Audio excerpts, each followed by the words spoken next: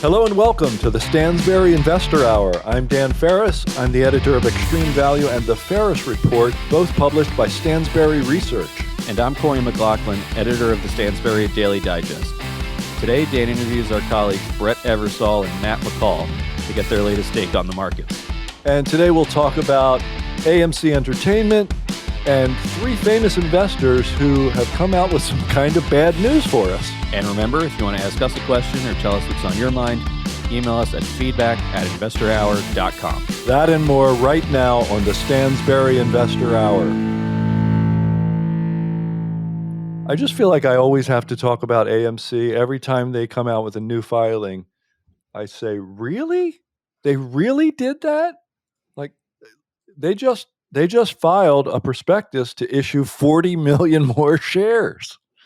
It would basically take their share count up another 25%, and it's already increased like 29-fold in the past like 3.5 years or so. That's unbelievable. I mean, yeah, the stock's down 98% from the meme stock high of June 2021. Right, 98%, and we're still trying to do something. I don't know what they're doing, but yeah, we're still issuing, and I don't know, if anything, it shows you just how unbelievably potent the meme stock phenomenon was, because these guys should have just been headed for bankruptcy 3-4 years ago, and yet the meme stockers got in it. They caused a huge short squeeze, and then they thought they were going to cause an even huger one, and they never quite did.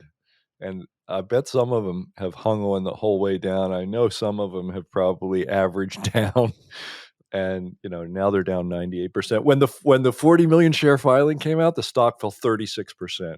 It's like, yeah, I'm looking at a chart. I'm looking at a chart right now of the last several years, and it was in late 2020. Shares of AMC were about $11.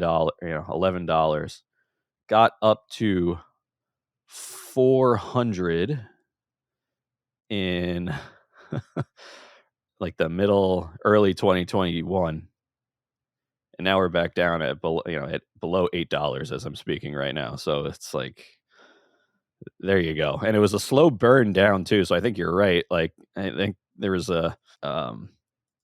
just this hope and willingness to try to hang on to this story and make something of it. Maybe like, oh my God, it was at $400 in 2021 for Christ's sakes. Like, what are we doing? It can't possibly go to zero. Well, it looks like it's on its way. Except that, yeah, it is. It's just, you could almost hack off the chart. You could hack like from, just call it December 2020 until, a month or so ago, right off the chart. And it's just a steady deterioration, right? Yep. It's a company going bust.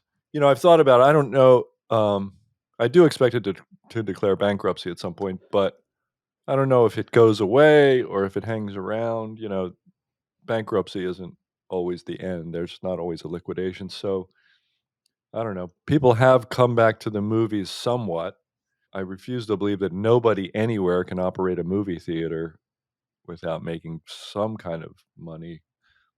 But this company, they got $9.5 billion in debt.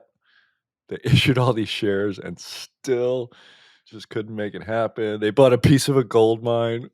I mean, it's just like, what could go wrong? Yeah. Yeah, I know. It's a gold mine that was like not operating, Yeah. That definitely needs like $2,500 gold just to open the doors.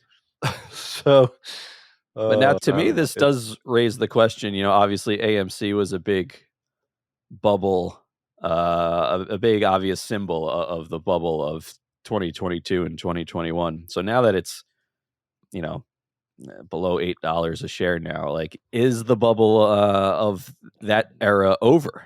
Well, the meme stocks are done. Meme stocks are right. done. This is the last one, the biggest and last one. It's the last hurrah. They're issuing 40 million shares. The stock is down, actually almost 40%-ish at this point since the announcement. So it's over, folks. You tried. You went on Twitter. You went on Reddit. You told everybody to buy it. You said you weren't leaving. You weren't. Nice try. You had a couple good runs in there. Hopefully, some of you exited on those good runs, but it's over. But it's not, for the for the market though. I mean, for some of those expert investors that you were talking about in our opening, right?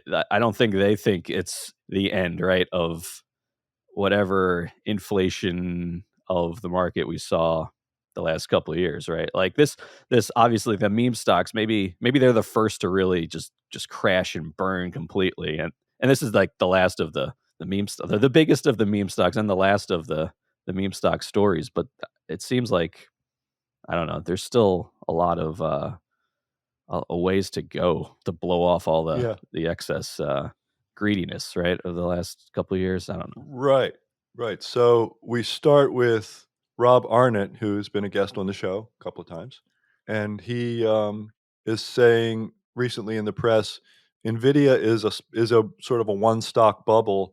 But he says, he was asked, would Nvidia's or he asked the question to himself, would Nvidia's popping bring down the whole market? It's very possible, he says, which actually makes some sense to me because it's the fourth biggest stock in the market now. Like if you buy an S&P 500 fund, you've got 20% of your money in four stocks, which are what? Apple, Amazon, I guess Microsoft, and Nvidia. So yeah, if a good chunk of the market, that's a good chunk of the market. Every time people contribute to their 401ks, they're buying Nvidia. They're putting whatever it is, 5% of their money, 4 or 5% into Nvidia, and 7% into Apple, et cetera, et cetera. So if any one of those stocks cracks, and Nvidia is certainly the most egregiously overvalued, it could be a problem. I think I see what he's getting at there. Yeah, I do too, because, the first half of the year, while you can say that, you know, it's been uptrends for stocks generally speaking. I mean, there's no questioning that the big popular tech companies led the scale of it higher, like Nvidia, Apple, Mhm, and now Apple's, to talk about Apple for a sec, that's down almost, I think, 8%, 10%, somewhere around there last couple of days last week. So, mhm, and the market's been volatile to down. But at the same time, there's a lot of stocks underneath the surface that, are underneath the popular stocks that are still just kind of either treading water or slightly higher. So without the big popular tech mhm. stocks, I think it would be more of it's kind of like a sideways market.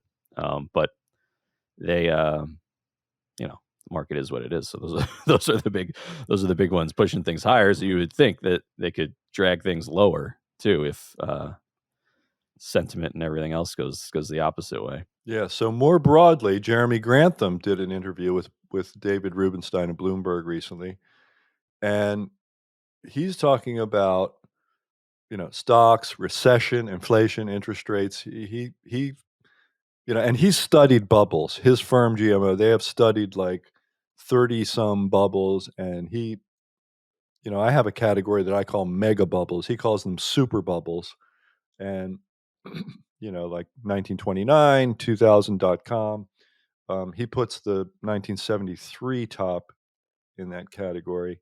I had not previously done so, and of course, the current episode is one of them. And he's saying that he says one of the quotes from his interview. He says, "In the end, life is simple. Low rates push up asset prices. Higher rates push asset prices down. We're now in an era that will average higher rates than we had for the last 10 years." And then he says, "I suspect inflation will never be as low as it averaged for the last 10 years." So that all kind of re-rates the whole stock market, stock and bond markets, right? Higher rates, lower equity valuations. And I would suggest probably, you know, more volatility and sideways market action and stuff. Yeah, it was a good interview that he did. Just he also said in it he expects a recession into 2024, possibly starting later this year. And this is like a recent interview, so it's not It's not delayed in his take here. So Yeah, yeah, for anybody who knows he's been saying this stuff for a while, that's right. This is very recent. right, and I love reading Grantham's stuff too. You've written about him, in the digest, and it's hard to. And through that interview, I got the sense that he's not um, he's not making these warnings or alerts, whatever you want to call them, just for fun, or for Mm-mm. marketing purposes or anything like that. This is what he actually believes, and he's been right so many times when other people have just completely ignored bubbles that were brewing, because it's not popular to do, I guess. But obviously, we have no problem talking about it, but a lot of other Yeah, people do. So Grantham, yeah, he's a guy I would listen to on these subjects. Yeah. right. As a practical matter, his firm manages $60 billion, okay? So, like, he doesn't wanna scare clients away, but, he shouldn't scare them away because among other events, he's nailed a couple of these huge bubbles, .com and the financial crisis, and they brought their clients through it pretty well. So, it makes sense that he's talking about this. It's he's in a fortunate position of being able to do that. I bet there are a lot of people on Wall Street who just aren't allowed to do it. But somebody else who's allowed to do it is who also helped his clients through bubbles is Howard Marks from Oak Tree. And he did one of these David Rubenstein interviews recently too, but I don't think it's out yet. So Bloomberg just published some of the comments, and I'd rather focus on what he actually said. They just have a couple of quotes. One of them is Mark said, "When you go through a period when it's super easy to raise money for any purpose or no purpose, and you go into a period when it's difficult to raise money, even for a good purpose, clearly many more companies are going to founder." I love that quote. Yeah. Um, I do because I put it in Friday's Digest because I just couldn't resist it, because there were vehicles, I mean, special purpose acquisition companies, SPACs, that were designed to, like, raise money basically for no purpose whatsoever. So and SPACs, like, there were, like, 800 of them that came public in 2020 and 2021, and, Right, for unknown raised for hundreds of unknown millions of purposes, dollars. Yeah. purposes to be determined later. Yeah, yeah, Yes, and the if you go to SPAC Insider, they track the returns, and it's been a disaster. SPACs have been a disaster for 14 years. I mean, the best return was from companies that merged with SPACs were industrial companies since 2009. The median return is -4%. Mostly they sliced and diced the market into industries and market caps, equity value, whatever, and all the returns are, like, super negative, minus 50, 60, 70, 80, 90% for every size and every industry. I mean, it's just been a disaster. So, I that's just one way, but Marx is really talking about debt, just so we're clear. He's not talking about SPACs. yeah. And I love that quote too, because it shows you just the appetite switch from 2020, 2021 to now, where now you have companies that are still, maybe they're not great, but at least they are well intentioned and have actual tangible or actually companies already. And they're going to run into trouble if they're not already. The ones that are have huge debt problems and get into the refinancing cycle if interest rates are still where they are and maybe go higher. So yeah, it's a good way of putting it. And Rubenstein's reminded me. I mean, Grantham's reminded me of Warren Buffett's. You know, interest rates are to the market what gravity is to the apple. It's like, well, when interest rates go higher, asset prices generally go down, and the opposite. So, Mhm. and taken Which collectively, when you take all of these people collectively who are very smart and a lot smarter than me in the markets and everything, you just take this information, and if you ignore it, fine. But I'm not ignoring it. You would take all of these people together, and this is a lot of good information and a lot of good, valuable opinions to listen to when thinking about your own portfolio, I would say. So, Yeah, I would say so. And all 3 of them are sort of value-oriented, long-term. I think I can throw them all 3. I know I can throw Marx and Rob Arnott in that category. I think Grantham applies too. yeah, yeah. value oriented, definitely long term focused. And so, and been, they've all been around for decades and decades and have done great work for decades and decades. So I, I, I don't take anybody's word, for it without thinking more about it. But, um, you know, Arnott's comment about NVIDIA, like that's just pure confirmation bias because I was already there with that. And maybe even the other two, Right, frankly, right. There's that. because There's that to think about as well. Yes, yeah.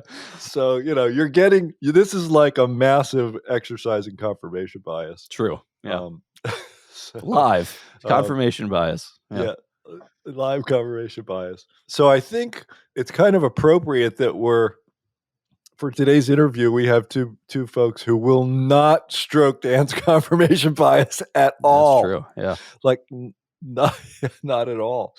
And I think you've quoted both of these guys in the digest, haven't Oh, you? sure. As Yeah. their bullishness, Yeah. Brett and principally Matt. over the Yeah. past. Yeah. Bullishness. For sure. And looking at the market and seeing what it is, it's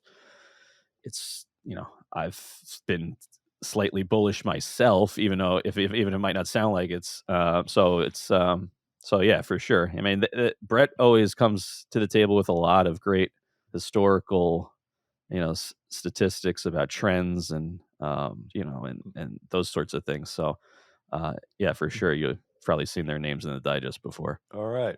With that, maybe we'll just talk to them and find out what it is they're so darn bullish on and why. So let's talk with Matt McCall and Brett Eversole. Let's do it right now. Do you own any of America's 7 most dangerous stocks? These 7 stocks have been on a tear this year, driving about 75% of all the gains the S&P 500 has seen in the first half of 2023 and leaving the other 493 in the dust. But here's what most folks don't know. Owning even one of these 7 could be a dangerous mistake. That's because what's around the corner for the stock market could catch you off guard. It's a distinct pattern that happens roughly every 10 to 12 years. And each time it opens a rare window in the stock market where investors stand to create or lose huge amounts of wealth. Right now, it's on the verge of happening again. We put everything you need to know, including the names of those 7 stocks, in a new report that we'd like to send you today for free. Get the facts yourself. Go to www.stockstoavoid.com to get your free copy of this report. You can get the full list of the 7 most dangerous stocks and prepare for what's coming. Again, that's www.stockstoavoid.com for a free copy of our new report.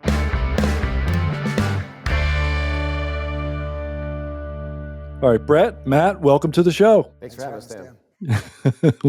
Well done. You guys are you going to answer all your questions like that, both at the same time? Who knew that you guys were so much on the same page? So just for our listeners' benefit, we mostly go out and we look for guests, but sometimes guests kind of come to us from outside and inside the company and say, hey, we got something we want to talk about. I mean, if you told me that 2 folks that I work with at Stansberry were going to get together and come on the show, I would not say, oh, yeah, Matt McCall and Brett Eversole. I'm sure it'll be those 2.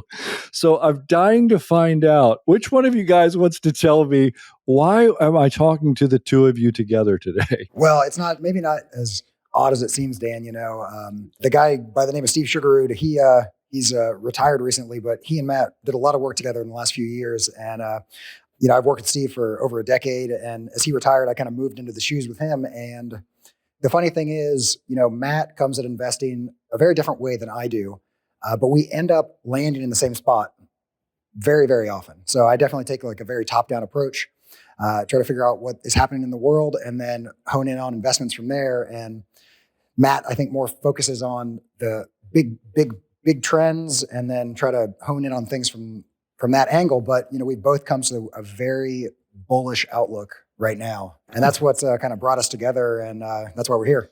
I see. So you're both crazy is what you're telling me. You could say that. I'm just messing with you.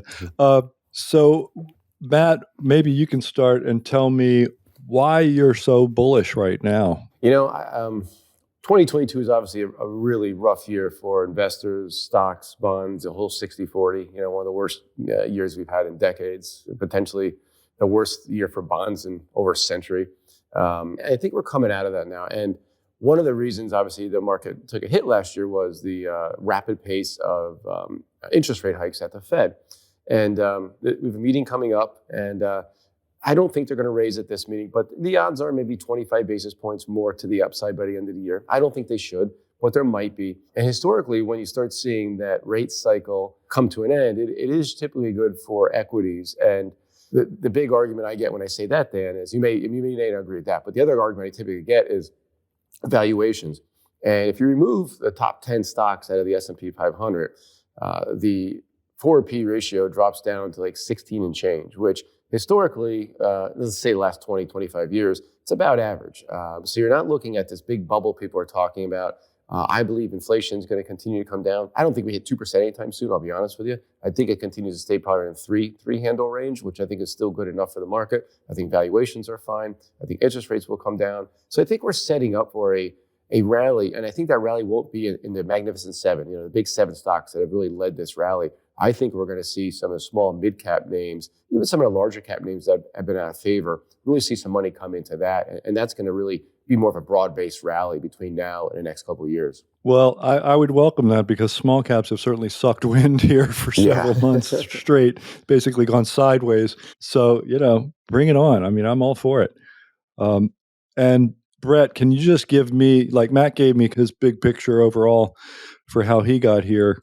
I assume you got here by a somewhat different path. Well, I mean, for me, like the first thing I always like to think about, and it is a very simple idea, but I think it's one of the most important things when it comes to when and where you can put your money to work safely. And that is momentum and the trend. And, I've done tons and tons of this kind of big picture research. And I know you're a value investor, Dan, and I know that can work very, very well. But if you're able to hone in on momentum and importantly, be very disciplined when you do momentum-based investing, you can do incredibly well. And I know that it's very easy to kind of poke holes in where we are right now. It's, the market's up a ton this year, NASDAQ especially. But at the end of the day, when stocks have been going up, they have a history of keeping that momentum going. So that's kind of like the simplest thing. It's like if stocks are going up, then my assumption is that they're going to keep going up. And I know that they always have to peak at some point. But until you kind of get that, until you get a good reason to assume that momentum is going to end, then the simplest thing is just to assume the momentum will continue. That's generally how it works over history. So like Matt said, I think about momentum first, and that's what gets me interested. And then like he said, looking at valuations, I think the market is just not that expensive right now overall. He talked about inflation a little bit. I actually think we might see that 2% target pretty soon. I wrote a piece recently looking at, the Fed looks at core PCE, which is around 4.5% right now. However, shelter inflation is going to collapse over the next 12 months. The San Francisco Federal Reserve put out a research piece in early August, and they kind of broke down where shelter inflation is headed. And based on their model, they expect disinflation this time next year. And if that happens, I think it's very possible we hit that 2% inflation mark. And what that tells me is if that happens, even if we don't get quite there, but if that trend continues, we're going to see the Fed probably cutting rates at some point soon. I've heard a lot of people in the last 6 months or so tell me that like very, very high interest rates are here to stay. In my mind, I mean, the Fed would rather have rates at 0 than at 5. They just can't do it. And so I think that they will be very happy to cut rates down once inflation is really under control. And I think we're probably closer to that than most people realize. And once that happens, if inflation had been low in March when the bank problems were happening, I mean, we would have seen drastic and immediate cuts. So I don't think it'll take much for that to happen once inflation's under control. I think we're very close to that. So that's kind of like the big picture. And then, corporate earnings have been holding up pretty darn well. So I think overall you see momentum in the market, you see valuations in good shape, you see the big headwind from last year starting to disappear. And then the companies that make up the market are just doing well. The consumer's doing well. People are out there buying stuff and earnings are robust. So to me, those are all the telltale signs of a bull market. And that's what we've seen so far this year. And I kind of expect it to continue. All right. Sounds great. Hey, thanks for being here, guys. Tell me why am I wrong, Dan? I don't know if you're right or wrong. You won't catch me making any predictions. I mean, I could quibble with anything, but I'm not going to bother because our listeners have a much better idea of what I think than what you two guys think. I promise you. Like, you know, we need to make sure we get your view enough airtime, okay? Not mine. So within that overall bullishness, obviously, I could point to some places where I'm really concerned, and I could point to other places where I'm really bullish myself. I assume each of you have favorite, industries, sectors, individual companies that you may or may not wish to discuss. Matt, why don't you go first? Yeah, as you know, Dan, I'm more of a innovations long-term investor. So I typically look to buy small mid-cap, even some large cap, but holding period 5 to 10 years. I need to let the big mega trend play out. And AI has been hot this year, so I'm not saying you run out and buy NVIDIA now or anything like that. But there's a lot of other smaller plays that I think are going to take advantage of this. We have a couple stocks in the portfolio. I'll name one, Salesforce, which is a bigger name. CRM is a symbol, and software company, customer relationship management software, and incorporation of AI, which they've been doing for years already. It's coming more to light now, and you see it in the conference calls. But they've been using it for a long time. It really makes people who use that software much more productive. And so you're going to see a lot of companies incorporating that. And I think we're going to see a new wave of software companies. Not all of them, but the ones that are incorporating AI and already have market share, in my opinion, really do well. You look back in the 2000s, software has been one of the best investments over the last 20 plus years. And I think we've seen a lull over the last couple of years. A lot of software stocks got cut in half, if not more. Good names, in my opinion, too, that we will see kind of another resurgence due to AI in that. And the other link to AI is healthcare. I think it's really going to upend the healthcare industry from drug discovery to the way that patients are treated, way that's going to incorporate with genomics. So I see a lot of amazing things on the horizon. Again, though, these are 5 to 10 year investments. I don't know where they're going to be 5 months from now. I have no idea. You can have all kinds of headwinds when it comes to the market, but I believe in the big picture trends that they're not going to be slowing down. And one other one, and I'll give it to Brett. One other one that we both agree on is housing. And we're in DC, Brett and I, right now with a couple of our colleagues, and Brett and I think the only ones who believe that we're going to have a housing boom, not a housing bubble coming up, just due to inventory levels. Nobody can get out of their house because they're locked in. 2/3 of mortgages are locked in below 5%. So if you go buy a new house now, you're paying 7.5%, and you're paying home prices that are higher. So nobody can move.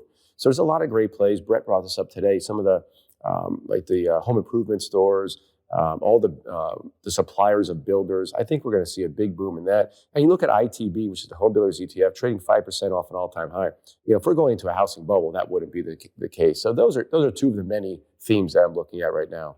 Yeah, I'll jump in as well. So, definitely AI, like Matt said. One of the stocks I really like right now is Oracle, which has a long history, and it hasn't had a great history for most of the last 20 years. It was maybe the biggest dot-com darling in the late 90s. And then it ended up kind of as this boring, no growth, it felt like it kind of turned into what Cisco still is, which is a highly overvalued stock in 2000 that crashed, and its business, while it grew, it never really kind of was able to get back that magic that it had in the 90s.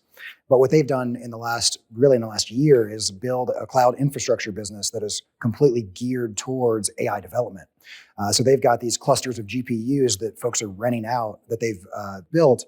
That is, this is how these large language models are training. It's in these massive cloud GPU clusters. And Oracle basically has built the best Generation 2 cloud. And so this has gone from a company that, their next quarterly release comes out next month, but in the first quarter, they had 20% year-over-year growth. They haven't had a year-over-year growth number above like 5 or 6% for the last 15 years. So it's really kind of kicked that company into growth mode once again. So that's like an individual company, but thinking kind of bigger picture with the AI theme, what I think it's going to do for the market as a whole is it has the potential to just massively increase productivity. And what that does is lead to increased margins. One quibble you might have with the market right now, Dan, I know a lot of folks do, is that margins are at all-time highs, or at least they're darn close to it. And there's this long-term belief that, margins are mean reverting, and that hasn't been the case for the last 30 years. I think that there's actually a structural change that's happened in the companies that make up the stock market as we know it. And you see that it really started in 1990. Back then, the margin on the overall market was around 6%, but that's really when these software companies and tech stocks as we know them that can have 20, 30, 35, 40% net margins came into existence. And as those have really taken over the market as a whole, we've seen that margin go from 6% to 12 or 13% today. And I think AI has the potential to keep it, if not at least maintain those margins, potentially grow them as time goes on, as productivity increases. So that's, like Matt said, this is the kind of thing that's going to be, it's very much an investment fad right now. That doesn't mean it's necessarily a bubble, but it is going to affect companies' bottom lines for years and years to come, which I think it is a very bullish thing right now. And Oracle doesn't bother you. It's like doubled in the past year. You still think it's got room to run? Yeah, I mean, I think like you see what's happened with NVIDIA as far as their sales of these GPUs, right? That Right. business has gone up, I don't know, like 300%, that segment of their business. Oracle is the company that's buying a lot of these and building that cloud infrastructure. So unless this AI thing just goes away and people stop training these models entirely, they have the best cloud build out right now. Their cloud is better than Amazon's, it's better than Google's for this kind of these GPU clusters. So they have the state of the art cloud infrastructure, at least today. And the assumption is that they're going to keep building that out and that the demand is going to be there. There's no guarantee that happens, but I think that if AI turns into what we think it will in the next 2 or 3 years, then they're going to see massive growth in that segment. And this is a relatively small part of their business right now. I mean, maybe like 15 or 20% of revenue. But when I've written about it, what's interesting to me is that it kind of looks a lot like Microsoft did circa maybe 2014, 2015, where it was in a very similar space where it had this old legacy business that wasn't growing that much. And it was a good business, but the stock kind of did nothing for a long, long time. And then they built this incredible cloud business basically out of nowhere.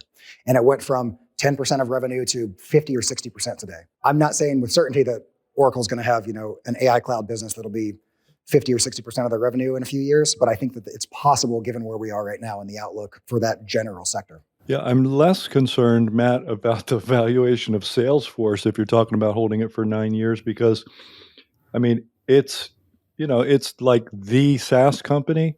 And, long term, I think Brian Beach was telling me 15 times sales for SaaS is kind of normal, or has been. And, there's probably a bubble effect pulling that up. So, call it 10 or 12 or something, but still, Salesforce at like less than 7 times sales looks fairly compelling as a long-term investment. I mean, I know companies that use Salesforce, like they're not thinking about doing anything else. Yeah. It's such a great business and sticky, right? So you're not going to jump away from Salesforce unless something happens. And, they're the leaders of the innovators. So what would force you to leave? That's the thing, and if businesses grow and productivity is good, and obviously you're using that to sell and keep clients and everything else, it just doesn't make sense to leave. But I did tell you, Dan, as we're doing this, of course, my ADHD is kicking in hard because I've been sitting in meetings literally for the last 9 hours. So I'm reading a research report that I just got out, and I saw this and I'm reading it. But this is from a company called Deloro Group, and this is quoted in this, and it says that they foresee global data center capex growing 11% annually between now and 2027, up to $400 billion. And that goes back to what Brett was saying, and this research report, I just read the title and some of the headlines. It's all about this upgrade cycle when it comes to computing right now, and we're seeing this huge upgrade cycle that I believe is just beginning. Granted, maybe NVIDIA front ran some of this stuff. It went up too much. Again, I'm not saying around buy NVIDIA today, but there's a lot of other companies that are there, whether it be Oracle or others, that you're going from single-digit growth to now double-digit growth for the foreseeable future. And that's going to push prices higher, stock prices higher, in my opinion. Okay, so AI, Oracle, Salesforce. Matt mentioned housing. How do you feel about housing, Brett? Yeah, I'm very bullish on housing. It's been funny over the last year or 18 months. Maybe I spoke to you about housing on a podcast in the past, Dan. I think I did. I think so. To me, it's like, I feel like not everyone, but most people were surprised that housing didn't go down at least very much in the last 12 months. To me, this is the most obvious thing in the world. We've written about this for a decade now. There's a massive supply and demand imbalance in the housing market. We just did not build nearly enough homes coming out of the great financial crisis. And it's not like we didn't build homes for a year or two. It's like we were underbuilt for the better part of a decade, maybe a little bit more. And it's really kind of come home to roost in a post-COVID world. And it doesn't matter if mortgage rates go up from 3 to 6. I mean, heck, they could go maybe from 6 to 9 and it still wouldn't matter. The reality is housing is not something you can just choose not to have. Like, you need a place to live. This is a kind of a requirement for life. And so there's always going to be a built-in demand and there's no supply. And so because of that equation existing, it just seems very unlikely to me that home prices have any kind of a substantial decline. Certainly not like we saw in 2006, 7, 8, 9, 10. No, but to be fair, like from late 21 to like June 22, down 40% was not fun. I mean, you mean in home builders? Yeah. Yeah. Well, certainly. I mean, home builders are a very like cyclical sector, so they're gonna take beatings. They're definitely going to take beatings. But I mean, the housing market as the whole, I don't think we're going to see a major decline there. Yeah, home builders are, it's a capital intensive, debt laden business. So they're going to have a lot of ups and downs along the way. But we also had lumber prices then too, skyrocketing all-time highs, which obviously cut margins of a lot of these home builders. Yeah, and we do a lot of private real estate deals in our real estate letter as well. And we've seen, I mean, we haven't had a lot of like deals go bad, but we've had a lot of capital calls. There've been a massive amount of a very large percentage of deals that, I mean, the actual cost to get things done is way higher than what people assumed it was going to be in 2020 and 2021. And you build that kind of stuff into the model, and a lot of times you can figure it out and you can kind of paper over it, if you will. And we've seen rent prices go up so much. We've done a lot of multifamily deals, and when you have a 25% cost overrun, that's rough. But when rent prices are up 20 or 25 or 30% over the 2 years before you pencil the deal and when it actually goes to market, it kind of makes up for it. Yeah, you mentioned lumber, and I think since about, I don't know, before last summer, like lumber used to tell you what was happening in housing. It used to, like, you could follow it up and down, and you could look at home builders and say, well, I guess the home builders are done because lumber's done.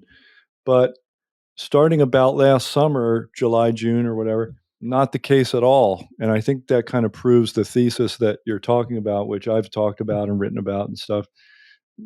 Basically, it's just so structurally out of whack between supply and demand versus, household formations, which they were substantially up in 21 and not as much in 22, and they'll revert somewhat too. But the next generation is larger. The millennials are a larger generation. So lots of households are going to continue to form.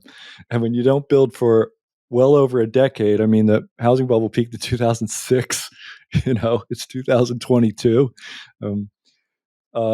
It's just like it couldn't be a better setup for home builders because, nobody's selling. The existing homes aren't selling because people have 3% mortgages or whatever, sub 5, as Matt said. So yeah, I think we're all on the same page there. And cheaper lumber, as it's gotten cheaper since last summer, is just probably that's just margin, right? It's just yeah. So yeah, I have to stay bullish, and I'm not surprised to see Warren Buffett's folks. I don't know if it was him or his 2 guys buying the big home builder stocks, the same 3 that I recommended in the Ferris report. Smart guys. Yeah, I thought they made me feel pretty smart when they bought them. So we got AI, Oracle, Salesforce, home builders. Anything else? Anything else in technology besides AI? For me, Dana, this is still technology, but I guess people wouldn't think as much. I still think there needs to be some type of breakthrough in the future when it comes to energy storage, battery technology. Something has to happen there, and because you just look at the state of things right now, and I love the people. I mean, you're out in Oregon, so I know a lot of people like this who just want to go 100% renewable energy today. It's like we can't do that. We don't have the energy storage. We don't have the grid capacity. There's so many things, and I'm pulling a number out of my head. I wrote about this a few months ago, but it blew my mind. It was the amount of solar projects that are done, that are complete in the country, that are waiting, the wait time 2 years on average to get onto the grid. So they can build it, but they can't get these projects onto the grid because the grid is so old. And I mean, what's every 2 years, the American Association of Civil Engineers comes out and says, you get a grade D for your infrastructure. It's just terrible. The grid is so bad. So there has to be a lot of stuff going on there. We have two stocks that are major players in the transmission lines that need to be upgraded really to be able to handle all this. And one of them was Mastech, MTZ. Had a hell of a run, had missed earnings a couple months ago, so it fell on that. But really just a solid company and one of the leaders when it comes to these high transmission lines. And something like that to me is not as much tech, but it does kind of tie into renewable energy, upgrading grids, battery storage, all that type of stuff. So it's a nice, more conservative way to play kind of a tech angle. Oh, I love Yeah, kind of Mostech. We've piggyback. had it in extreme value since like early 21 sometime. I forget when. See, Dan, I told everybody here today, and they still think that you and I are polar opposites. I said, every time we sit down, we end up agreeing 80% of the time. It's unbelievable. Well- you make me feel smart. I don't need Warren Buffett. I just need Dan Ferris telling me he likes it. That's very nice of you to say.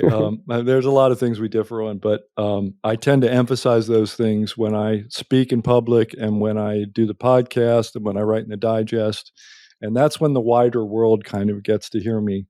But yeah, I mean, I spend I'm not paid really to do those things. I'm paid to write 2 newsletters and they're loaded with long picks. Like in the Ferris report, I do 2-3 long picks a month. It's just so, yeah, you're right. But it's, like we said, you and I have talked about this and we actually, the 3 of us could get together and do a presentation where we all start out saying completely different, almost opposite things. And then by the end of it, we'd all be on the same page, 80% of the time. So Yeah, I think so. Yep. It's just, I think the only place we differ right now is probably, view of the overall market. And like I said, the readers are intimately familiar with my own view, and you guys are obviously bullish. You see just valuations and trend, and I would imagine just being on the other side of 2022 probably feels pretty good to you, which makes sense to me. I mean, obviously, it's if you got real bullish 8 or 9 months ago, you'd be looking pretty good. So, the thing is, anybody and everybody can have a view in the overall market, and everybody can come at it from different ways. But the 3 of us are paid to make money for readers, and that narrows things way down. Right? Yeah. You have to tell people to invest in businesses that earn money and do things and innovate and build homes and do right. So there's a very good reason why we have different views on other things, but all wind up on the same page. Okay, so Mostech, great company, love it. Brett, do you have another one besides Oracle and? Yeah, just kind of piggybacking on Matt's thought. I think when it comes to the exciting investments in the energy space, clean energy definitely sucks the air out of the room. But I think the old school fossil fuels are going to be a great investment for the next few years. This was like the booming trade for the first half and most of 2022, and it kind of took a breather in 2023. But in the last 2 or 3 months, we've seen the energy sector broadly rallying in a pretty big way, and it's maybe not quite as obvious, but it's a lot like the housing market idea to me at a high level in that, we have had these energy companies and they've just been, through political pressure, been told basically not to do their jobs. And their jobs is to renew, go find more resources. Like these businesses find stuff in the ground and then they take it out of the ground. And then they need to go find more stuff in the ground so that they have stuff in the ground to take out of the ground in the future. This is how these businesses work. This is how mining and resource extraction works. But for the last 3 or 4 years, they haven't been going to find more stuff in the ground. And so that's a bad thing for energy prices because it means that we are going to have some shortages. We're not going to have enough of these commodities that we need. But it actually turns out great for these companies because, if you're ExxonMobil, instead of spending $10 billion on CapEx, you just drop that all to the very bottom line. And we saw these companies' earnings just absolutely explode last year. A lot of these big stocks they had 50, 60, 70, 80% bottom line EPS growth. And the stock soared on that news, and people kind of, they took their profits and moved on. But this is not a story that's going away. So, I mean, I don't have an individual stock to talk about, but I think at a very broad level, I think the kind of old school fossil fuels, like the companies that are in that industry, they're going to do very, very well for 4 or 5, 6 years. I mean, even the most excited or the most enthusiastic estimates would put, where green energy is really taking over. Like this is at best like a decade away from really being the thing that people want it to be today. And we're going to need fossil fuels for a very, very long time. And we're at the point right now where these companies are going to be incredibly profitable for the next few years. And I think that's a case where you can literally make hundreds of % gains in a short period of time with kind of big, boring stocks.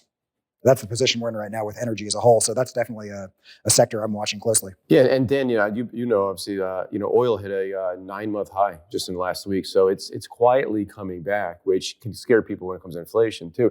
But I want to ask you something too. What is your view on nuclear?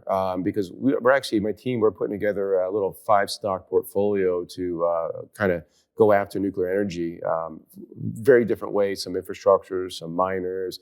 I don't want to give too much away, but it's coming out next month in the McCall report. I got to tell you, I interviewed Rick Perry a couple weeks ago, the former Secretary of Energy, former Governor of Texas, et cetera. And before I even said anything to him about this, he came up to me, we were talking, then I sat down and interviewed him, and he brought up nuclear energy almost in the first 30 seconds. And this was an oil and gas conference, so I was kind of blown away.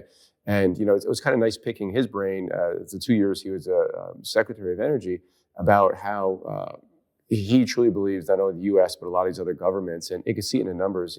Bringing stuff back online, the amount of reactors they're building in China right now, and in India, it's mind blowing. And then you have the small modular reactors, the SMRs, which I think is going to be breakthrough technology. Do you have a view on that? Oh, I love uranium. I love it. Oh, good. It's just a simple. You just have to have a simple appreciation for the current environment. There's no carbon involved. When it comes to the storing of the spent material, the reality is like you could, double, triple the number of reactors, and you're talking about the teeny tiniest, smallest amount of land area. It's just very, very tiny. And, I don't know how else to put it, pound for pound, it's like, it's the best way to generate electricity. It's the most efficient way to generate electricity that we've ever discovered. And frankly, what I think is going to happen is that we're going to realize that windmills and solar panels are the most garbage technology to generate electricity that has ever been created. It's absolute garbage. And we're going to get tired of, like, at some point, Greenpeace is going to start doing their job, and they're going to get tired of us killing birds and whales and everything with this stuff. And we're going to get tired of carpeting the landscape with toxic waste. But I think it's going to take years. So what's going to happen in those years? We're going to keep discouraging the development of new fossil fuels, and we're going to keep discouraging capital investment in the development of new resources, because these aren't 5-year investments. They're 20, 30-year investments. And you're telling me you're going to put us out of business in a decade. So as long as you keep doing that, all this cash flow, and there's going to be a lot of it, is going to go into dividends and share repurchases. And if you, like right now, last 12 months, if you just take like the generic first month crude oil future, it averages $78. The most underappreciated fact in the world right now is that it's $78 and 86 as we speak. These companies are just like minting money. The cash like is piling up. It's like, it's like they're just, it's raining cash and they can't get out of the way fast enough of all this cash. So, that's going to come back to shareholders, and less of it's going to go in the ground. And I took a look, I think I did it in the Ferris report, where, I just kind of took I think it was the 20 biggest, a bunch of the biggest oil and gas companies, CapEx, and it just, it just goes up and to the right, like, because it's negative. So if you just flip it up and make it positive, it's like down and to the right. They're just investing less and less and less. You get a similar thing in the mining industry. So And that's a whole nother thing. Who's bullish on it? Raise your hand if you're bullish on mining. Brett, you're Yes, bullish on You mining? can't see us, but our Yep. hands are raised. Hands are up. Yeah. So yeah. As long as they keep this up, as long as the narrative remains in play, and the climate industrial complex is a real thing. It's $1 trillion a year now, according to Time Magazine. And so, yeah, I love both of these. I love oil and gas longer term, and I love, especially things like copper longer term for that reason. So that's interesting, Dan. We circle back, and we're sitting here talking, and I'm an optimist, but don't get me wrong. I travel a lot. I see how miserable people are. I am not happy with the political situation in this country at all, and things that are the direction it's going irritates the hell out of me. So yeah, I'm a normal person. I feel that stuff too, right? I feel the inflation. I feel that stuff pisses me off. Don't get me wrong, but it's funny. We all come at kind of life in the market in different ways, but we've agreed on several trends already. And it's just amazing how we get here. And this wasn't planned. We just kind of jumped in and did this. And it fascinates me. It makes me smile inside. It makes me understand that we're three very intelligent people doing our homework, but we're coming up with very similar investment themes, trying again to make money for our subscribers. It makes me happy. I don't know. The little things, Dan, the little things. Well, I don't know how very intelligent I am, but I'm here. You're doing okay. So, yeah. So, I don't know. I feel like we got a lot of good ideas here. And since I got two of you, maybe I should do my final question already, because I got two people and it's going to take longer. So who wants to go first? Brett can go first. Brett, we'll do it. Yeah, we'll do Brett. We'll go alphabetical. So Brett, the final question, which you've actually answered fairly recently, so you probably remember what it is. I like it when people don't remember, though. I don't remember. Yeah, I'm in good shape here. Excellent. And Matt, if you remember, forget you ever heard it. So the final question is the same for every guest, no matter what the topic. Even sometimes we have non-financial guests. Exact same final question for them as for you. And that is, Brett, if you could leave our listener with a single thought today, what would it be? A single thought. Let's see. So it's kind of piggybacking on what Matt just said. We came to this common ground. This is an investment thought, but I think it's very easy and very enticing to make investing complex, to make it seem difficult, and to make it seem like you're unearthing new stones that anybody's ever thought of before. And I think in reality, the best kind of investing is keeping things very, very simple. So with housing, very simple, supply demand. It's broken, prices can't go down that much. Very simple. With energy, we're not finding new stuff, therefore prices are going to go up. And these companies are great opportunities. It's very, very, very simple. So I think if you're thinking about investments, don't try to make things complicated. There's a million things you could possibly put your money into out there in the world. Find the things that are very obvious and then go with those, because you don't need to worry about the complicated things. You don't need to make things overly complex. Keep it simple, do what you understand, and you're going to do fine. Excellent. I feel like you've been spying on me. Dan, quit trying to do all these complicated trades. You're an idiot. And you're right. Brett is right. Matt, same question. If you could leave our listener with a single thought today, what would it be? First of all, I'm just going to say I agree with what Brett just said. I mean, I think you should take that advice for life as well. We complicate life way too damn much. And I always give the analogy when I give speeches on stage about investing. It's not easy, but it's simple. And it's very same to getting in shape and losing weight. It's not easy, but it's simple. You work out and eat less. I mean, it's pretty easy to lose weight, right? But who the hell wants to do that? I mean, you know me, Dan. I don't eat that bad. I just had a damn cookie. That's so it's hard for me too. But my advice, I'm not going to give investment advice. I think the last few times I've been on the show, I've done that.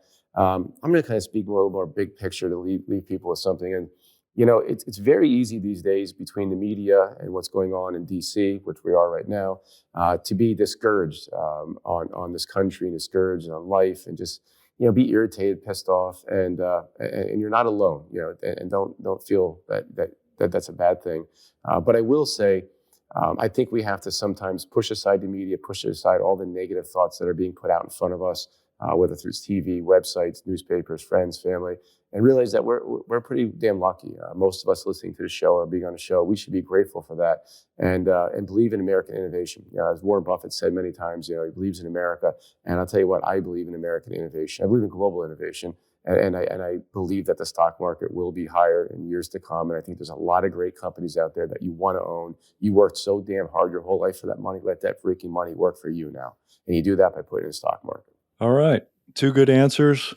And, thanks a lot for being here, guys. I almost forgot. You two guys are going to do an event together coming up. And listeners can go to 2023marketevent.com and find out a lot more about it. What's the date again? The date and time, I forget. September 12th. It'll be on September 12th.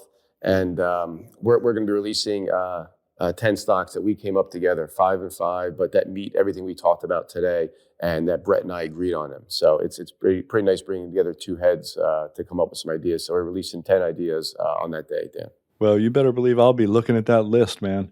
I want to know those 10 names.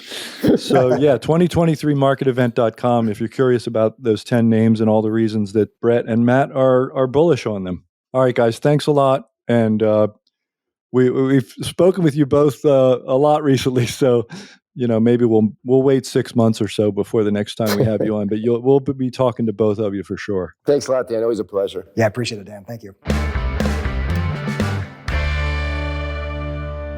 The Fed wants you to believe they've got inflation under control, but I believe we've only seen the beginning of a devastating new crisis. And if you don't prepare now, you could see your savings evaporate as inflation and interest rates soar even higher over the next 2 years.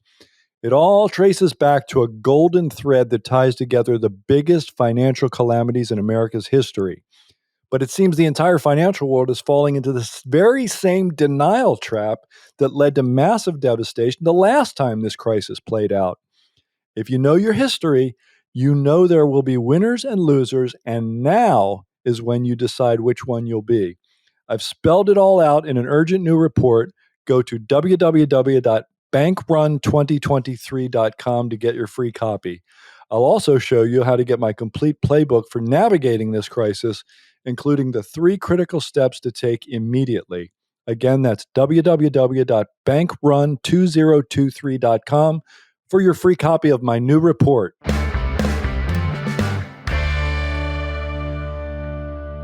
So I started out the interview asking these two guys why I was talking to them, and then I looked at my notes at the end there, and they are doing a presentation together.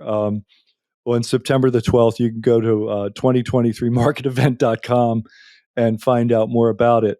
And I would encourage you to do it because, like I said, like all three of us said, we come at the market from completely different perspectives. Matt's into technology and trends. Brett is into these sort of macro movements, and he does a lot of technical work. And I'm pretty much a fundamental, bottom-up, value-oriented investor. But we do wind up being bullish on all these things like home builders and certain mining stocks. I mentioned copper. Matt mentioned uranium. I'm really bullish on uranium. So it's kind of interesting, and that speaks to something that Corey and I mentioned a few episodes ago, 2 or 3 episodes, I think it was. We were talking about how on the show, I feel like maybe we emphasize, the destruction that the Fed is doing by raising interest rates faster than it's ever done since at least 1980. And the destruction really that was already there to be done in this huge mega bubble with rates at 0 forever. And so it sounds like, we're telling everyone to stay away from the stock market all the time, but we're really not. We're identifying sources of risk and reasons to be concerned. And you do what the great value investor Seth Klarman does: worry top down and invest bottom up. Right? You worry about the economy and politics and all this other, and the Fed and all this other stuff, but you invest in companies and industries, and keep the two separate, and you'll do well over the long term. And I feel like just getting the three of us together kind of underscores that point really nicely. And you got lots of good picks too: Oracle and Salesforce and MasTec and all kinds of stuff, and oil and home builders and all of it. So if you want stock picks, this was a great episode, and I really enjoyed it. I hope you did too. So that's another interview, and that's another episode of the Stansberry Investor Hour. I hope you enjoyed it as much as we did. We do provide a transcript for every episode. Just go to www.investorhour.com, click on the episode you want, scroll all the way down, click on the word transcript, and enjoy. If you like this episode and know anybody else who might like it, tell them to check it out on their podcast app or at investorhour.com, please. And also, do me a favor, subscribe to the show on iTunes, Google Play, or wherever you listen to podcasts. And while you're there, help us grow with a rate and a review. Follow us on Facebook and Instagram. Our handle is @InvestorHour. On Twitter, our handle is @investor_hour. Have a guest you want us to interview? Drop us a note at feedback@investorhour.com or call our listener feedback line, 800-381-2357. Tell us what's on your mind and hear your voice on the show. For my co-host, Corey McLaughlin, until next week, I'm Dan Ferris. Thanks for listening. Thank you for listening to this episode of the Stansberry Investor Hour. To access today's notes and receive notice of upcoming episodes, go to investorhour.com and enter your email. Have a question for Dan? Send him an email, feedback@investorhour.com.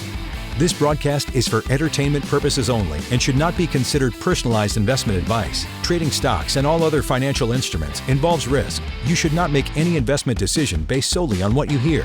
Stansberry Investor Hour is produced by Stansberry Research and is copyrighted by the Stansberry Radio Network. Opinions expressed on this program are solely those of the contributor and do not necessarily reflect the opinions of Stansberry Research, its parent company, or affiliates. You should not treat any opinion expressed on this program as a specific inducement to make a particular investment or follow a particular strategy, but only as an expression of opinion. Neither Stansberry Research nor its parent company or affiliates warrant the completeness or accuracy of the information expressed on this program, and it should not be relied upon as such. Stansberry Research, its affiliates, and subsidiaries are not under any obligation to update or correct any information provided on the program. The statements and opinions expressed on this program are subject to change without notice. No part of the contributor's compensation from Stansberry Research is related to the specific opinions they express. Past performance is not indicative of future results. Stansberry Research does not guarantee any specific outcome or profit. You should be aware of the real risk of loss in following any strategy or investment discussed on this program. Strategies or investments discussed may fluctuate in price or value. Investors may get back less than invested. Investments or strategies mentioned on this program may not be suitable for you. This material does not take into account your particular investment objectives, financial situation, or needs, and is not intended as a recommendation that is appropriate for you. You must make an independent decision regarding investments or strategies mentioned on this program. Before acting on information on the program, you should consider whether it is suitable for your particular circumstances and strongly consider seeking advice from your own financial or investment advisor.